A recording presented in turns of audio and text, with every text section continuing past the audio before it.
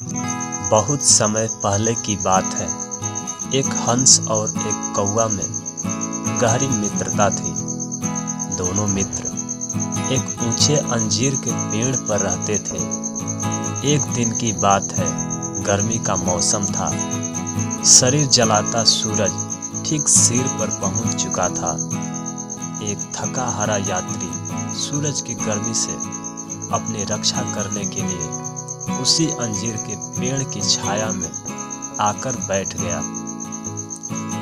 पेड़ की छाया में बैठते ही गर्मी से बेहाल यात्री को नींद आने लगी। वह वहीं पेड़ के नीचे सो गया। पेड़ की ऊंची डाल पर बैठा हंस शांति से उस यात्री को देख रहा था।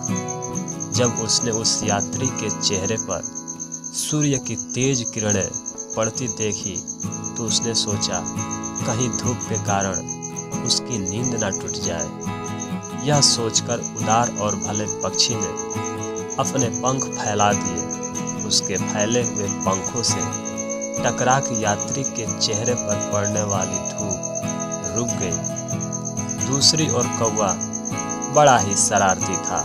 वह हमेशा दूसरों को तंग करने में लगा रहता था। जब उसने पेड़ के नीचे सोए हुए यात्री को धूप से बचाने वाले हंस को देखा तो वो शांत न बैठा। वह उन्हें परेशान करने की तरकीबें सोचने लगा। तभी उससे एक शैतानी सूझी। कौवा यात्री के सिर के ठीक ऊपर वाली डाल पर जाकर बैठा और मल त्याग कर तेजी से उड़ गया। कुछ देर बाद यात्री की नींद खुल गई।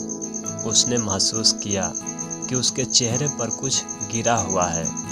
उसने सोचा, यह जरूर पेड़ पर बैठे किसी दुष्ट पक्षी का काम है। कौवा तो पहले ही पेड़ से जा चुका था। अब पेड़ पर केवल हंस ही बैठा था। यात्री ने जैसे ही ऊपर नजर डाली तो उसे ऊंची डाली पर बैठा हंस दिखाई दिया। यात्री हंस के किए उपकार से अनजान था। उसने सोचा, जरूर ही इसी दुष्ट पक्षी ने मेरे चेहरे को गंदा किया है। इसे तो सजा मिलनी चाहिए। यह सोचकर उसने एक बड़ा सा पत्थर उठाकर हंस को दे मारा।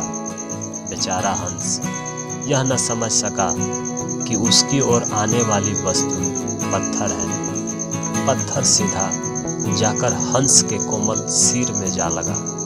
बेचारा हंस घायल होकर जमीन पर आ गिरा और कुछ देर तक तड़पते हुए उसकी मृत्यु हो गई। उस परोपकारी हंस को एक ऐसे अपराध के लिए अपनी जान गंवानी पड़ी जो उसने किया ही नहीं था।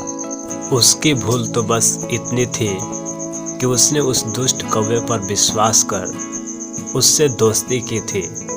अतः दुष्ट और धूर्त लोगों के साथ रहने से सदा बचना चाहिए।